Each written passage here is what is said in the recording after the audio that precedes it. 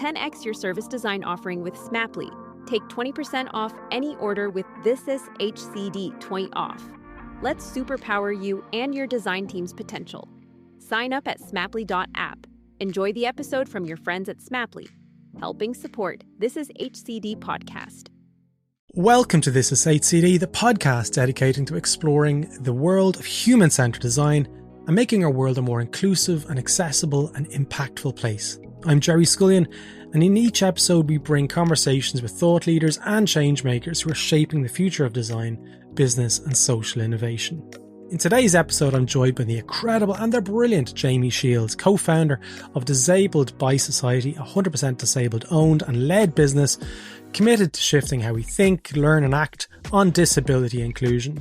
Now, Jamie is an accessibility consultant and speaker, an advocate who challenges ableism and helps organisations create meaningful change.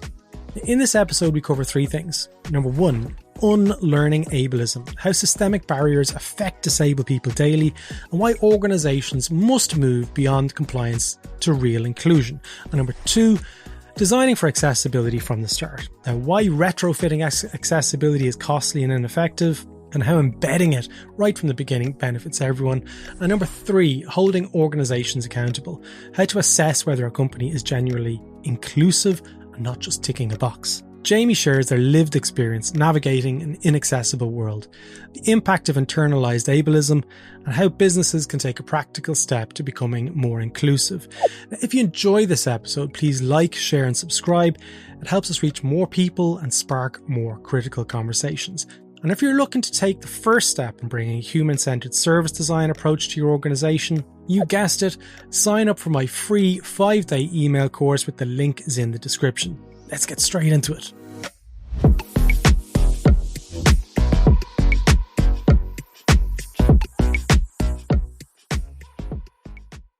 Jamie, come here. I'm delighted to have you on the show. Tell us a little bit about yourself, where you're from and what you do. Yes, so I am from Northern Ireland, hence the lovely, strong Northern Irish accent. Specifically, Cool Island, as we've discussed, as you know it. Which, when you tell people you're from Cool Island, they have no clue what you're talking about, so it's better to say Northern Ireland. Yeah. I am a disabled speaker, trader, consultant, and co-founder of Disabled by Society, 100% disabled owned and disabled led business, which essentially is changing the way we think, learn, and view about disability. Right, excellent. My fault. No, absolutely. You've said that before, and I'm delighted to have you, because I followed you on LinkedIn. And I was like, God, it would be great to speak to Jamie.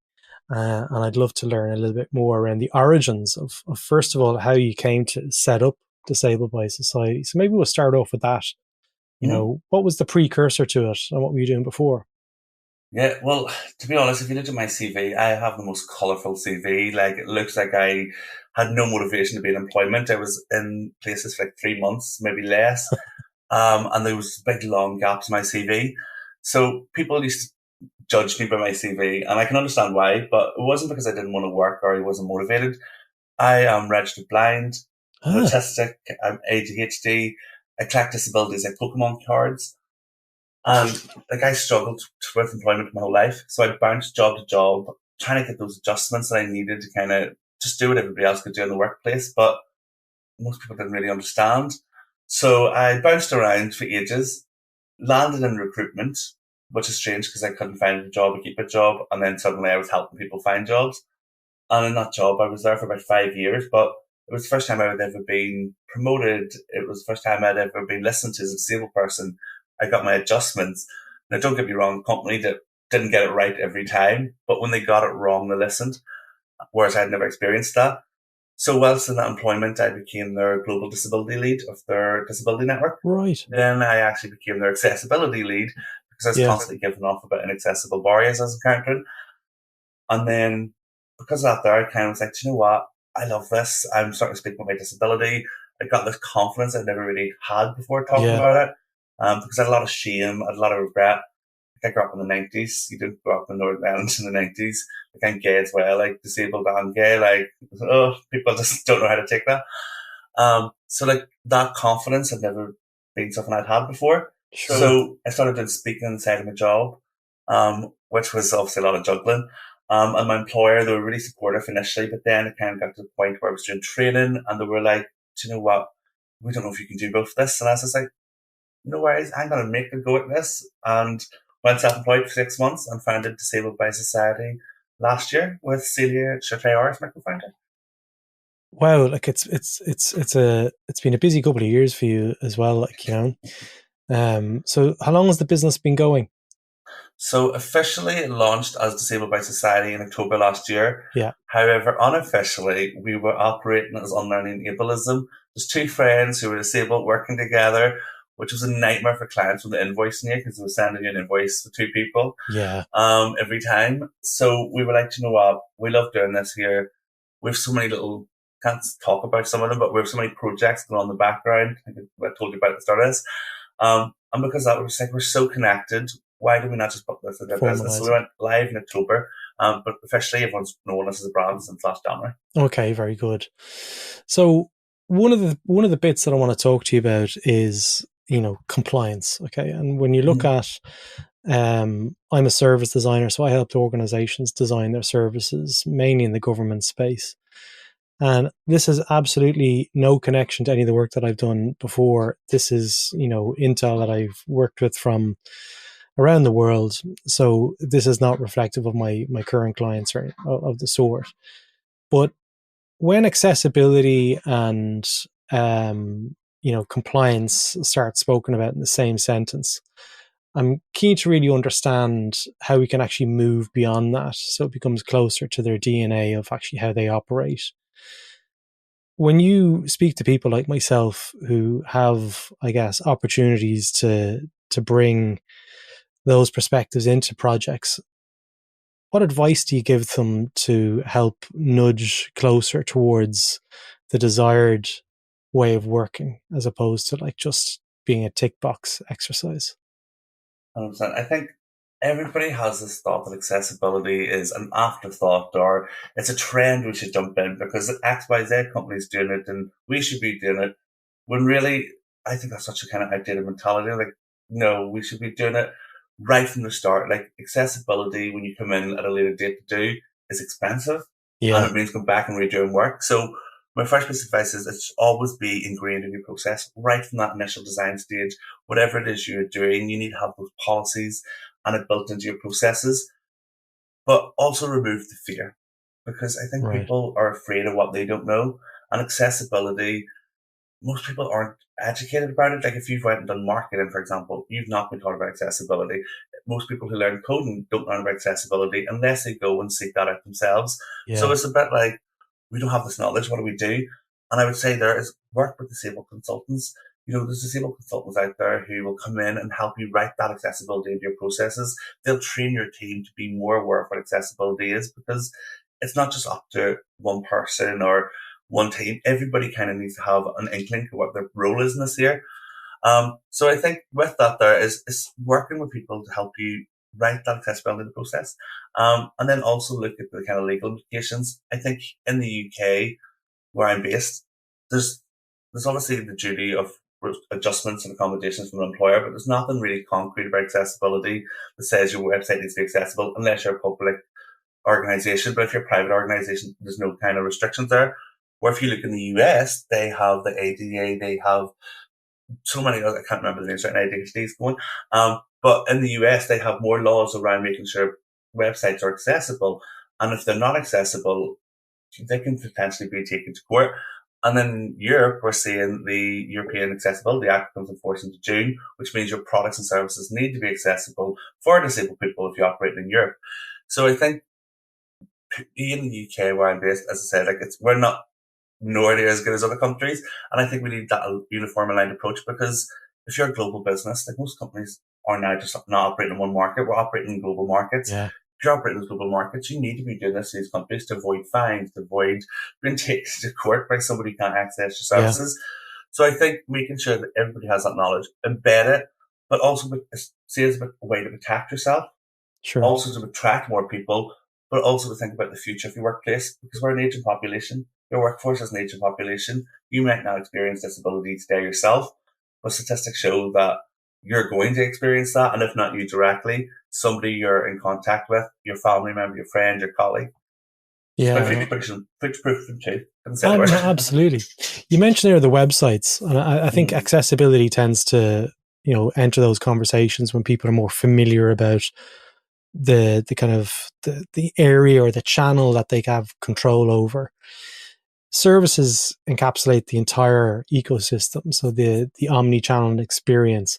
Can you give me examples of ways that the kind of ableism has manifested itself in society from your own perspective? 100%. So I'm not sure. Ableism is the discrimination of disabled people, which we all contribute to. It's essentially systemic oppression, but most people aren't aware of it. Like if I say homophobia, we know what that is. If I say racism, we know what that is. It's not that it doesn't exist, but we're more aware. So we're not really taught about ableism because we're not taught about disability. So when it comes to ableism, it's ingrained in accessibility, because if you think about designing something, ableism is discrimination or the less favourable treatment of disabled people. If you're designing something for people who are non-disabled and not even considering disabled people, which is like 1.7 billion people on the planet and a market worth $13 trillion globally. So why wouldn't you think of that market? But when you think about the number of disabled people and when you're designing, if you're not designing to include them, you're giving them less favourable treatment. So you are effectively discriminating against them. So ableism is embedded in that dark side where we're not thinking of disabled people because we don't think of them as customers. We think of disabled people and we think of these charity cases who, they're sitting at home, God love that wee disabled person. Or if a disabled person does something extraordinary, like goes to the shop or gets a job, we get called inspirational. And it's like, I'm not inspirational for needing to pay my bill each month. So I think we have these assumptions and these narratives around disabled people. So we don't see them as those customers, those end users, those service users. And then as well as that there, I think we have this fear around disability. And I mentioned it a wee bit earlier. We're afraid of disability because we don't know nothing about it. Like when we're in education in the 90s, when I was going through school, I only learned segregation. I was segregated from my classmates and excluded. My non-disabled classmates seen that and obviously picked up on that. And that's why we as adults, we don't have classes or we don't get taught about disability. And if we do, it's from a very legal standpoint. If you don't hire them, you'll get taken to court. If you don't give them an adjustment, you'll get taken to court. Disabled people don't want to be running around taking people to court. That's expensive. And it takes a lot of time. Trust me, I've done it. Probably didn't have my case there. But with regards to the whole kind of making your processes and the ableism in those processes and workplace, we need to be understanding that disabled people we're contributing members of society. You don't need to fear us. And yes, it's hard when you don't have all the knowledge, but sometimes it's okay to stop and say, I don't know. What can I do to support you? Or if we're designing a service or a product, speak to disabled end users, ask them what they need from it, test it with them as well, and be open to feedback, but also recognize with accessibility sounds like an amazing end destination and we're all going to be fully accessible one day, but it's not a realistic destination because what's accessible for one person won't be to another. And whilst we have principles like universal design, which is designing things for everybody, that doesn't actually mean it's going to be fully accessible to somebody who maybe has a specific disability that intersects with another, and maybe a screen reader that would work for somebody else isn't working for them. So it's been open to like people navigating things and using things in different ways. No, absolutely.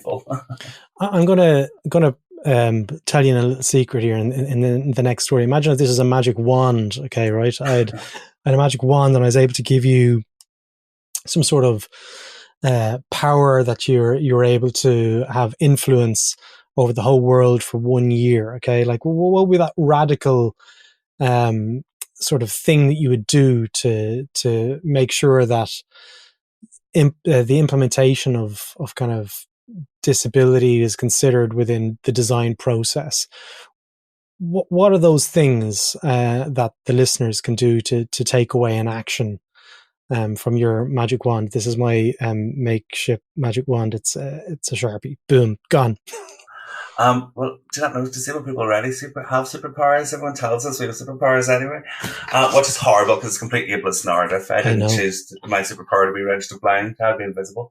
But I think if I could give listeners something to take away and kind of start implementing in the design processes, think about things we don't engage things. We engage things in a very binary way, and we think that's the way to do it. But when you're really working with accessibility, it's not about designing one set thing. It's about designing things to have alternative ways of engaging. Right. So think of an image.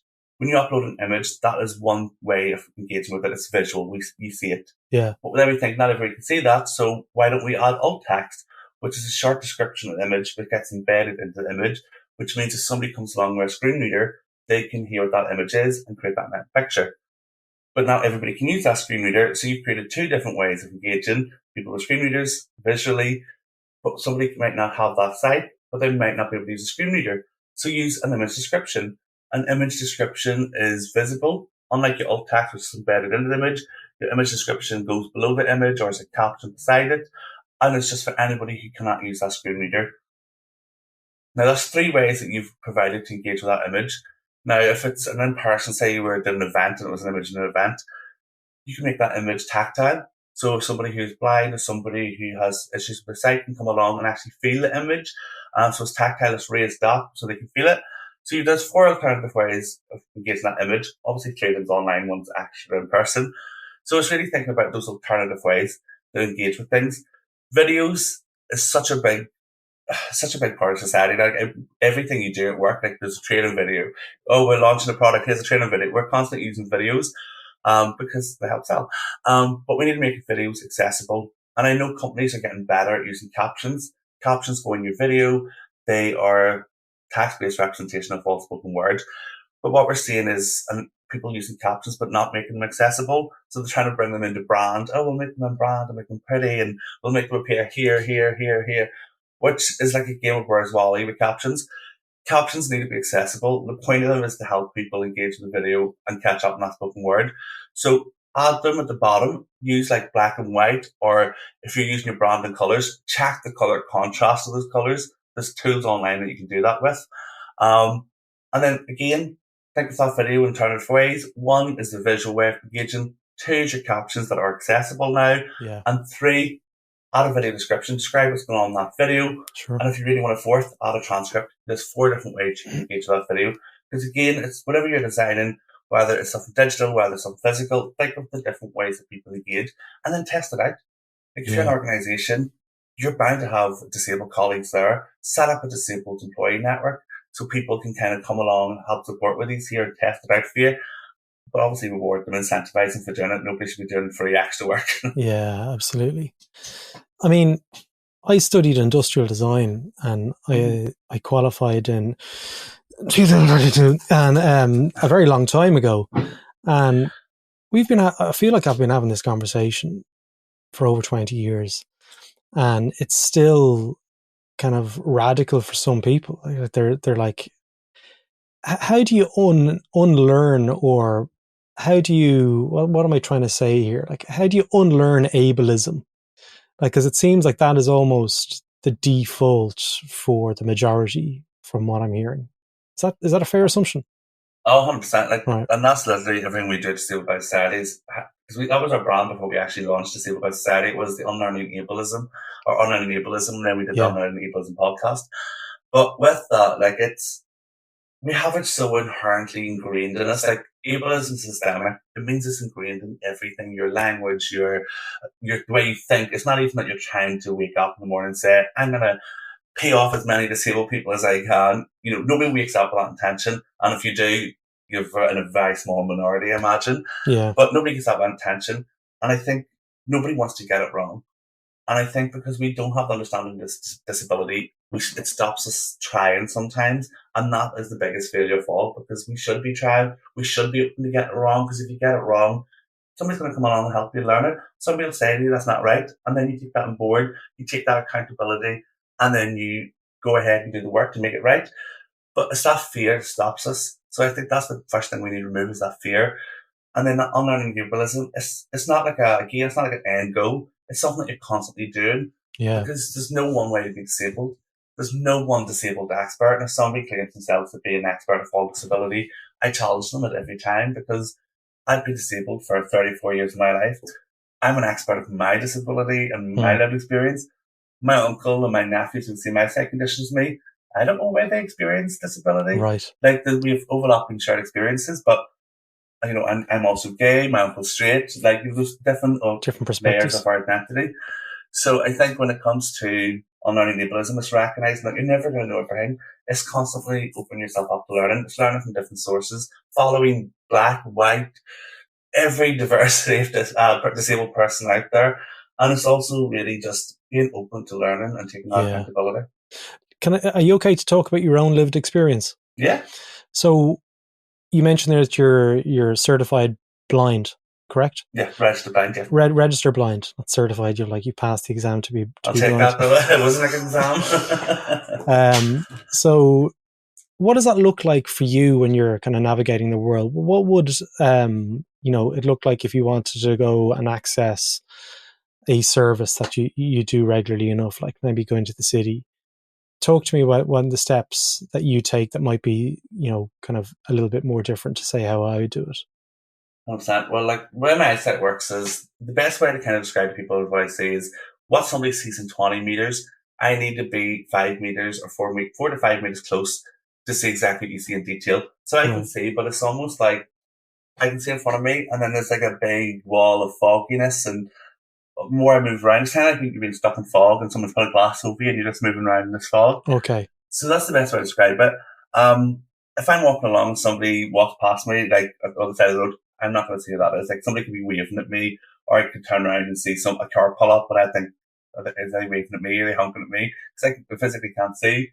I mistake people for objects and objects for animals and people for animals actually too. And those times I've walked down the street and I've been like, oh my God, look at that big dog. Pick up our wee small dog to my partner. And it's actually a person telling the shoelace and they walk past really upset, or you can tell they're physically angry when they push past you. But like for me, leaving the house, I don't really leave the house. I know it sounds really sad. Like I do travel and stuff for work, but like I don't really take myself into town. And I think when I was younger, I was definitely a lot more confident with my disabilities. But obviously, as we age, my eyesight's not what it was. Like I can feel my eyesight getting worse as I kind of age. And I'm 34 now. I know I look 21, but when my eyesight deteriorating, I can feel that there. So I don't like to go out in public unless I have somebody with me. So usually I'll take my partner with me, who, like, if we're in the shop, he'll have to say, oh, this is the price of that there. Because otherwise I get to tell an M&S and I bought 5 things and it's like over £100 and it's like, oh wait, if I would have known this was actually £30 for a box of sweets, I would have lifted them. Yeah. So it's not really the price, but it's also having to have the confidence to ask for help. For sure. You know, I've asked for help in the past and I've been told, well, you don't look disabled, or, well, why would I help you? You don't have a guide dog, you don't have a cane. Like, I don't need those tools. I have enough sight in front of me to see. Like, I know to follow the footpath to cross the crossings, but I shouldn't have to have a guide dog or a sign above me flashing I'm disabled to get help. So in the past, because of those rejections, it stopped me wanting to have to self-identify. Right. And like, I'll be honest, I'm standing here talking about my disability now, but I didn't talk about my disability for 20-something years. Like, I was silent about it. I had so much internalized ableism and a lot of mental health challenges because of being disabled. Yeah. So like, that was my internalized ableism, where you absorb the ableism and the exclusion experience. So like, I had a very colourful history of my disability, and like the whole self-acceptance and empowerment I found only came from having an employer who supported me, and really only came from having a partner who kind of was like, you need to stop blaming yourself for everything that goes wrong with your eyesight. You're not the problem. Yeah. Because like, trigger warning, like I was binge drinking, I was substance abusing, I was self-harming, and I attempted suicide many times. It was a very dark period of my life, but it was because I didn't have what people had. I didn't have a job. I didn't have a roof over my head. I didn't have the means to survive. And I was bouncing around like a yo-yo, trying to find it all singing, all dancing, inclusive bar. So now, like, I'm a lot more articulate, but like, because my disabilities are not getting better, we'll say, it just kind of does knock a wee bit of confidence out of you. But I'm still confident, but I can talk about my disability a lot more now, but I think my mobility is not what it used to be. Yeah. Jamie, like, I'm so sorry to hear that. Like, everyone has a story. Like, you know, what you see is what not always what you get. Like, you know, it's hard to think that the society is, you know, kind of not done you any favors to allow you to get the best out of life. Like, you know, I want to go back to the bit there you were talking about. If you go out shopping with your partner and stuff, who, by the way, you recently got engaged, I want to say big congratulations to you on that. you mentioned there about the prices and not seeing the prices and stuff. I'm keen to know, there's probably technology people out there listening to the podcast who are like, oh, you can do these certain things. How has technology worked to improve your life over the last, maybe say, decade, as you've, kind of hopefully, you mentioned there about the struggles and stuff. Like, how have you managed to rebuild your life, and has technology played a role in that? Like, what does that look like? Oh yeah, like technology is brilliant. Like, it's both a blessing and sometimes a hindrance for accessibility. But like, if I'm out in public now, like the shop beside me, like, I'm happy to walk up to the shops that they like. Not even 5 minutes away from my house. I was going to say 10 minutes. I'm like, that's a lie. It's probably 3 minutes.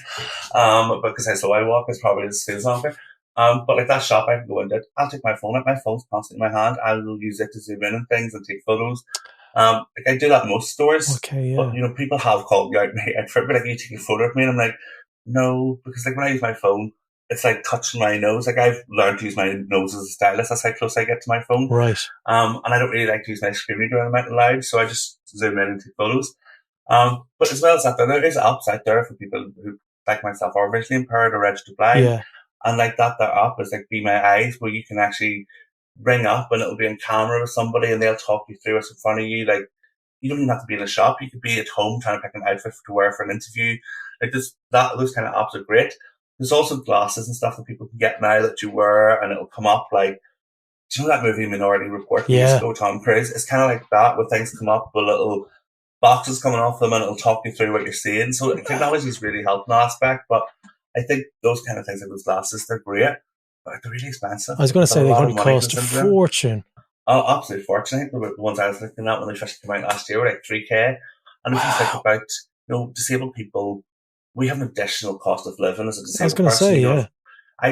I don't drive, so I have to taxi left or, well, I was going to say left to right, but I'm putting it more than left to right. I have to taxi a lot, so I do. And even like public transport, like if I get on the bus, chances are I'm going to get the bus to the wrong town or get a train to the wrong place. Like, I'm not getting public transport, even when I do get help. But I'm using a lot more money in travel. If I'm printing something off, I have to print it in actual large font, so it comes off a bigger font. Of course. Because of my ADHD, I also have this impulse to constantly spend. And I know most people spend, but my ADHD, I'll be sitting in the back door and be like, oh, I need bin bags. And I'll go on to buy bin bags on Amazon. And before I know it, I spent £300 on Pokemon and Rhino things. And I'm an adult. Like, what am I doing? So, like, you have that impulse. So, and then you have people who maybe have conditions with having to pay for bandages or medical equipment, or you have people who have wheelchairs, you don't always get the funding for that. So you have to pay constantly towards your own mobility, which I understand, but there's an additional cost to be disabled, and it's estimated by the UK Charity Scope to be like 1,000 or just over £1,000 per month additional for each household with a disabled person. So it's like, there's that additional cost, but all these tools and things that are meant to help us are expensive for it. Yeah, it's a bit of a nightmare. I know, like, that's what's blowing my mind. Like, I didn't even think about like the increased cost for printing and just something like that. Like, a lot of the people that I've coached over the last couple of years, designers, they're struggling to find organizations that really align to the principles of human-centered design. And I'd love to get your take on this, because I wonder, do you know if there's a question out there that you can ask organizations when you're interviewing or whatever it is to really help them determine where they're at in their ableistic journey, if that's a phrase you can say, to ensure that they're not walking into an organization where it's superficial and it's like something that they talk about but don't actually do. What advice do you give to service designers and human-centered designers out there who are, on the hunt for jobs, and they want to ensure that they're walking into an organization where they can learn and continue to grow and think in a less ableistic mindset? I love that word, ableistic. I'm going to steal it off you. I've just made it up. It's got a little TM at the bottom of it. Jamie Shields, I'm coming after you. I think it's a bit like, when you're applying for a job and you go and do your homework in a company, it's pretty much like you do when you're applying for a job. Like, the first thing I do for any company is I'll go look at their website. Is this company website actually accessible to me? And even if you don't know what accessible website looks like to you, if you're not disabled yourself, there's plenty of tools out there that Wave.com does one where you can stick the company website in and it will come up and tell you what the issues are on that website. Yeah. If you have an inkling of accessibility and you know things around color contrast, you'll see if that website has color contrast issues. And in fact, if you really want to test the accessibility of the website, use a tab test. use the tab key on your keyboard, tab through that company's website and see if it flows in order. If that's not flowing in order, as like a proper logical reading order, that website's not accessible. It hasn't been marked with tags or anything for somebody using this technology. You maybe can't use a mouse. And then obviously look at their about sections. Do they represent disability in any of these images? Because I think we think about representation of accessibility and disability to be about physical accessibility itself, being able to engage. We want to see disability represented too. And we don't mean just a white person using a wheelchair. We mean like people of different diversities using stimming tools, using workplace adjustments, using and interacting with the workplace in ways that aren't just so binary, we consider to be the typical. Yeah. And then also look at what we're talking about disability, the language you're using. Big telltale if somebody is understanding of ableism is the language you use with disability. And if you see companies using words like differently abled or unique individuals or some other fluffy ableist euphemism, disabled and disability are not dirty words. Like, the words that should be used, they should words that should be embraced and supported so individuals can use them. But also when you're speaking to them, ask them, what is your ableism policy? Do you have an ableism policy? Do you have leaders who are disabled represented across the organisation? Do you have a disability network? Do you create accessible marketing? Look at their LinkedIn, look at the social medias, you'll see if the posts are accessible. There's loads of little telltales, and I think it's easy for disabled job seekers when they're looking because we know what we're looking for. We know if we can engage something or not. But I think if you're a designer, it's probably a little bit harder. So I think understanding that ableism perspective and what ableism actually entails, and then looking at the website and seeing if you can identify any of that, because if you do, that'll be a big telltale. And if you're not sure, ask somebody who's disabled. Do you think this organisation is inclusive? Yeah, no, absolutely. It's a really good point. When you're designing those services within, I'm thinking about government organizations there, it tends to come from the top down. So there might be a policy that has been created, and as a result, it's had a trigger effect across the organization where teams are kind of responding to that new policy update or whatever it is. What advice do you give to designers or even just business people in the organization at the moment to ensure that the policies that are getting created are kind of co-created with, members like yourself who've got a deep experience and expertise and lived experience that can help shape and reshape those policies? What advice do you give to those people who are in that situation where they're maybe working on that policy and it's out of date? I would say exactly what you just said, is start the conversation with the people with lived experience. We've seen organisations who have policies around accessibility where they've implemented a ramp at the entrance and said, this is amazing, it's all singing, all dancing. But when you ask a disabled person who's using a wheelchair, well, actually that ramp's too steep and I can't get up it. So the intent was there, but because they've not spoken to the community or the lived experience, they go wrong. I'm very lucky in the sense that when we consult with businesses, my business partner Celia, she is a law and policy background, so she is just incredible when it comes to all the stuff and what is legally required and stuff. Yeah. But I think it's really just about being open, having those conversations. Don't jump in head first. I know it can seem that, we're going to just run this and it's going to be fine, and you know what, it's only a wee bit of wording. It's not, it's more than wording, because if you have an anti-ableist policy, that is the foundations of protecting disabled people in your workplace. It's the foundations to really then start building other policies like an accessibility policy, a website policy around accessibility, and adjustments and accommodations policy. It's almost like a knock-on effect, but also don't just create them and leave them. Review them regularly. Make sure that wherever you're posting them, whether it's an employee handbook or your internal internet, that it's actually accessible too. It's all well and good having an ableism policy, but if it's an inaccessible ableist process blocking somebody from engaging, makes no sense. I know, no, absolutely. When you're talking about ableism and you kind of hold the mirror back up to the organization, in your experience, what's the one thing that that those people refuse to accept, even if you have evidence to transform it? Well, what's your take on that? Do you know what? Nobody likes being told what they've done wrong. Like, I hate it myself. Like, when my partner says, you didn't put the toilet seat down, or you didn't hoover the floor, you missed a spot when your mop, but like, my guard goes up. And I get it. Nobody likes to hear that they've done something wrong. Yeah. But I think it's the way that we try to deliver things is we try to make it, the way we see they do business is probably a little bit different than everybody else. We're not very like black and white. We're very much like infused with our personality to the business.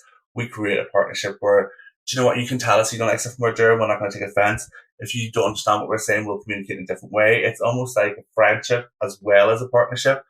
And I think when you're delivering that news, it's trying to deliver it in a way that isn't coming across as you're sassing them completely or saying, this is terrible. It's a bit like, I don't know if I'm allowed to say the word I want to say. And am I allowed to say a bad word? What does it begin with? S? Yeah. Okay, shit sandwich. Like I said, shit sandwich, where society have you give a little bit of bad, and then you give a little bit of good, then you give a little bit of bad, then you go back to it. So it's almost that, because you want to recognize where they are, because nobody's going to have this right. And any organisation claiming to do it is lying. And we tell organisations that. We will say to them, nobody is getting this 100% right. There's parts that you're doing here brilliantly, which this organisation isn't. And I think it's really good to have that mentality. It's not us against them. Everyone's on their own unique journey. So we work with them, show them the good, show them the bad, where they can improve. But we also try to help them roadmap that out, because it can be really intense to see all these things that you're doing wrong and trying to work out, where am I getting the time to do this? Where are we getting the resources? So we work with them to budget that out, whether it's 3 months, 6 months, 5 years, 10 years. We help ensure that there is measurable. Yeah. Because again, organisations, there's no point telling them you're doing this wrong. Back it up, show them the data, show them what they can improve on, and help them create new data points, especially around disability. We all think disability metrics is just how many disabled people do you have. No, it's how many people are engaging in your services using alternative ways, those accessible ways you can embed it. It's looking at, right, how many disabled people have we brought through this recruitment process? Now that we've removed these barriers, how many disabled people are going to offer? How many people are X, Y, Z, whatever the scenario is. But you get what I mean. So it's really about working with them to not give them all and say you're terrible, but really help them understand, listen, this is where you're going well. This is where you're doing well here. Share that learning across those departments. Yeah. I love that. One of the things that I've used in my experience is playing back stuff that can go wrong. Like, I mean, what happens if you do nothing in this scenario where people continue to have the same experience and you've had this opportunity to fix it? That tends to create up this whole kind of dialogue of like, well, actually, you know what, like someone could trip and someone potentially could fall and really injure themselves. And then what would happen then? Like, and they're like, oh, there'd be a big insurance case. Would the newspapers maybe be involved as well? Like, and you might even get on you'd have to go on and do press. Yeah, okay, that's really true. Just trying to not scare them, but also like play the realities that this stuff is not just superficial. This is meaningful. This is stuff that really matters. This is going to make or break not just people's days, but it could potentially their weeks or months in those scenarios. Jamie, you mentioned there about the services that you provide, and like this is a platform for you to talk about what services you offer to clients. What kind of clients do you tend to find are reaching out to Disabled by Society, and what kind of services are you providing to those clients? Yeah, so we have such a diverse pool of clients already. So I'm not going to name any of them because I don't want to name one and then get in trouble for another because I didn't name them. Right. But like we've worked with governments, UK governments, but not mainland. Well, actually, we do work with mainland governments sometimes too, which is interesting because I'm sure you and Celia probably have a chin wag about your experiences of working with governments. But we work with governments. We work pretty much with different organisations across different sectors. We work with construction. We work with marketing. We work with companies in recruitment. But what we try to do is, it's so hard to try to get all the answers. So like if you're trying to make your recruitment process accessible, that's completely different to making your marketing accessible. If you're trying to make your website accessible, that's different to these other two departments as well.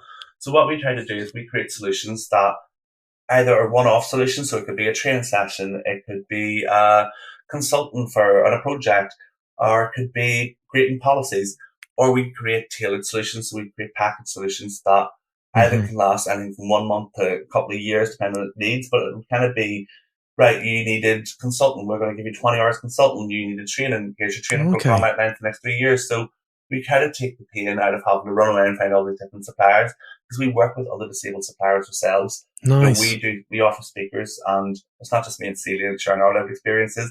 We will work with other people in the community, because we're, as much as we are very much corporate, not even corporate, like just come and work with us, everybody. We're professionals. We also want to support the community, so we create a lot of free resources. We created a policy paper last year. We're actually just launched the newest one today, which is all around internalized ableism, but we then make that data available to other organizations and to individuals because we don't have enough data there around ableism. So we're trying to create that. We create a lot of free resources we use in education. But in terms of our actual work, it's everything from training, consultants, speaking, policy, you name it, we do it. Yeah, but we try brilliant. to do it in a way that is affordable and sustainable and isn't going to be like, here's a mountain of work to do. It's actually, here, take my arm, we're going to guide you to the top of this. Yeah, I love it. Jamie, for people who want to check out Disabled by Society, I'm going to put a link in the show notes. So if you're watching on YouTube, it's going to be in the description below. If you're on Spotify or Apple, it's in the description below. So check out Jamie's website, and we'll put a link to your LinkedIn as well, because I know you're like me, you're a LinkedIn fiend. You're always on there. That's how we've connected about this stuff. If there's one thing that you wish the listeners of the podcast to take away about this, what's their advice to them? What's the one thing for them to get started with, apart from checking your website, Jamie? I'm going to jump in there. What's the one thing you want them to take away and do? One thing to take away is go learn about ableism. Like, you've heard a very snapshot view of what ableism is. It's such a hard thing to define because the dictionary doesn't even get it right. The dictionary definition of ableism is ableist, because it's written by non-disabled people. So what it says, go learn about ableism. Whether it's go ask ChatGPT, go ask Google, go type it into YouTube, watch this podcast back loads of times, and then go explore more. But it's learn about ableism and just continue to be open to learning. Nice. Jamie, listen, look, I wrap every podcast up by thanking people for their vulnerability and their time and their energy. And you're no different. Like, I know you've come on here today, you've just recovered from COVID as well. And, you know, I really appreciate you coming on and sharing your experience and sharing your lived experience as well.